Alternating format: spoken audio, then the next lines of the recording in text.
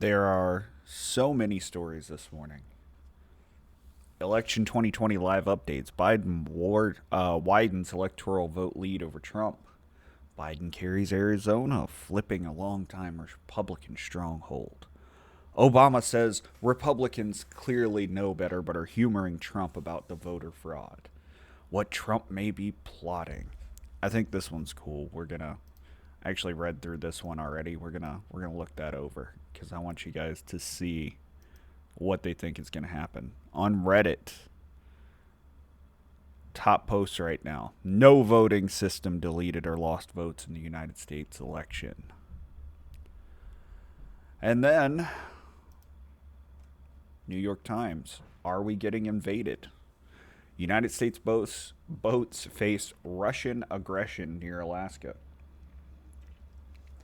Do you know what happens when you put a weak person into the office of the president?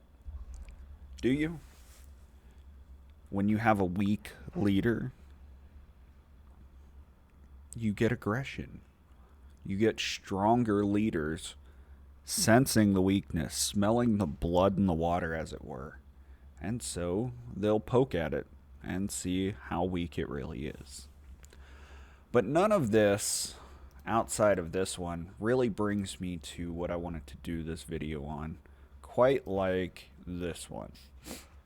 Dr. Fauci says the United States has an independent spirit, but now is the time to do what you're told. That's right, Americans. Do as you are bid. Dr. Fauci wants you to do as you're bid. And he's the expert, right? He's the one who's going to be telling Biden the primary points on what should be done about the coronavirus. And if he's telling you to do as you're told, well, guess what, Americans? Do as you're told.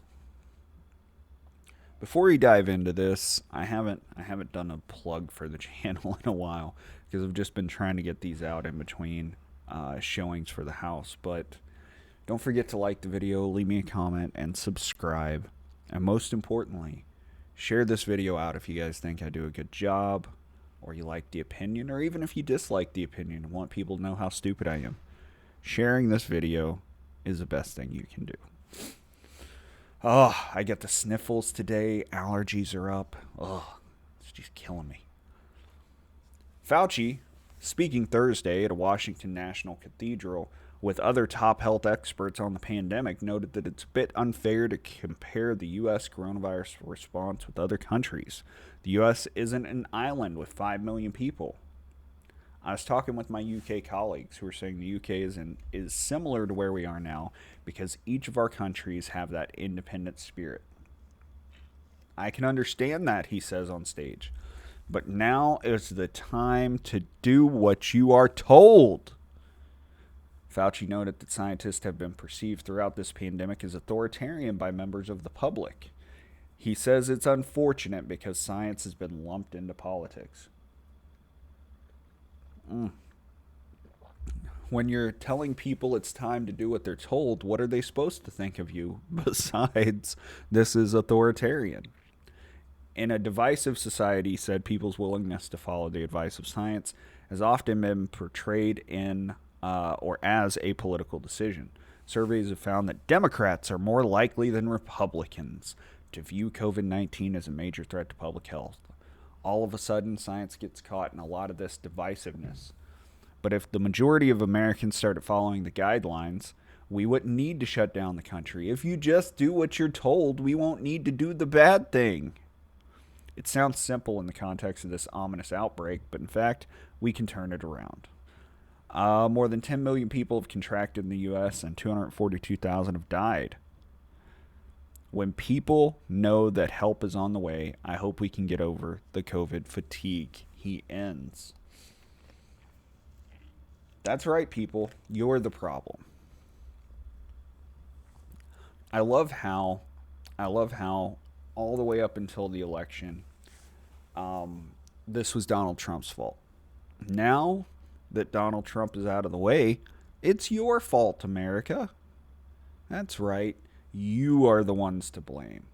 Donald Trump has Well, he hasn't officially lost yet, but it's starting to lean in that direction.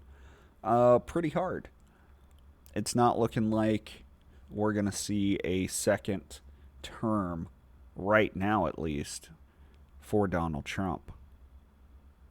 So who are they going to blame for their problems? Well, you. They're going to blame you, average Joe.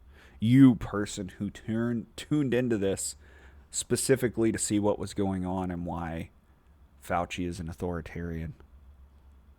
You're the problem. Let's switch over here. Speaking of Trump, what Trump may be plotting.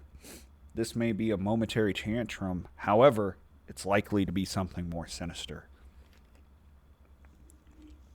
This is a national emergency. Trump's refusal to accept election results could have profound consequences. Or, you could just say you want him to concede and be done with it. We see it unfolding before us. The plan, though horrifying, is simple. Sow seeds of doubt by promoting suspicious claims about the integrity of the election, undermining and therefore disqualifying it. Begin court proceedings hoping to toss out votes for your opponent. Maintain tight grip over the Republican Party, wielding your influence with the base as a club over GOP politicos. Dismiss anyone not loyal to you. Lead a national disinformation campaign. Refuse to cooperate with your opponent and his transition team. Begin floating the idea of overturning the will of the people in order to protect the integrity of the election by having the vote thrown out in particular states, with legislatures appointing electors that people did not choose. Use the power of the presidency and its departments to further undermine the election. Wield the threat of mob violence. You mean like the left has been doing. Whoops. Have GOP-led legislatures refuse to certify the elections. Completely refuse to give up power. It would definitely be difficult for the Trump team to pull off these machinations. That being said, it's important we prepare. You can be certain that despite their calm exteriors, Democrats and the leaders of the Biden team have been meeting and been discussing the possibility that Trump might not leave office. If he refuses to go, the people will have to rise up and take action by taking to the streets, not violently, but through large-scale protest and civil disobedience. Yeah, that's a dog whistle if I've ever seen one. Go get violent. We have to be ready, because if we're not, we may find that what we previously considered unthinkable has become our new reality. Listen, you need to calm down, Ross Rosenfeld of New York Daily News. You really do. Because the truth is, the certifications don't come in until December. And until then, Trump has plenty of time to do whatever he wants to do and challenge it any way he can. And he should. And as a matter of fact, Joe Biden should be out supporting this. The reason being, the primary reason being, because this verifies the integrity of our elections. Challenges create verification.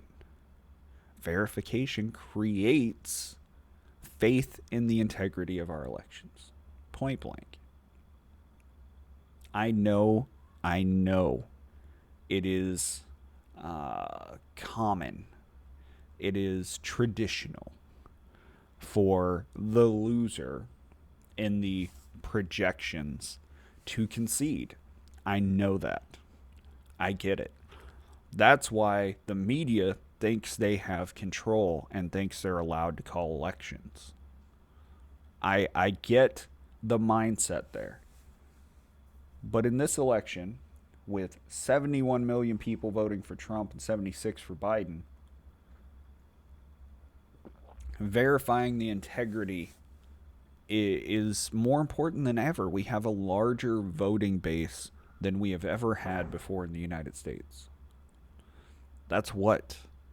There's 300 something people? That's almost 50%. Normally it's somewhere in the 20s or 30s that vote. It's a huge increase. We got to verify this stuff. And if it gets verified and the election results get certified and Trump still don't want to leave, he will be escorted out.